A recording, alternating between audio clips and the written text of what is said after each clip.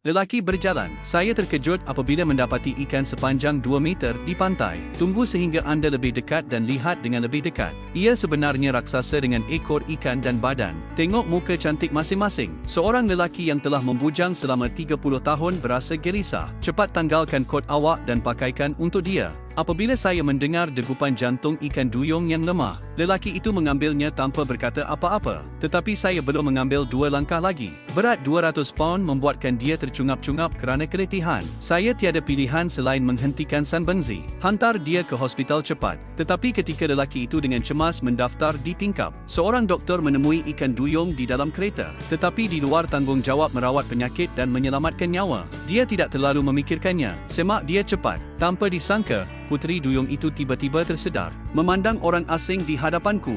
Rasa perlindungan naluri. Biarkan dia mendendangkan lagu yang indah. Lagu itu membuatkan doktor itu mabuk dan tidak dapat melepaskan diri. Tetapi sebenarnya ia adalah lagu kematian. Detik berikutnya doktor merasakan jantungnya seperti berpusing di sebilah pisau. Tunggu sehingga dia tersandung kembali ke hospital. Dia jatuh di hadapan isterinya dalam sekejap. Pihak yang satu lagi tidak boleh mendapatkan kad insurans perubatan duyung. Lelaki ditutup. Dia tidak mempunyai pilihan selain membawa ikan duyung itu pergi dan mencari jalan lain. Apabila tiba di depan pintu, mabuk lalu lalang, saya melihat seorang lelaki membawa seekor ikan sepanjang 2 meter di belakangnya. Tiba-tiba nampak cemburu. Selepas akhirnya membawanya masuk ke dalam bilik, dia segera memasukkan ikan duyung itu ke dalam tep mandi. Kemudian dia termenung membuka pintu pagar dan melepaskan air. Bagaimanapun, langkah ini turut menyedarkan pihak lain. Saya melihat seorang lelaki aneh muncul lagi. Ikan duyung bersenandung lagi.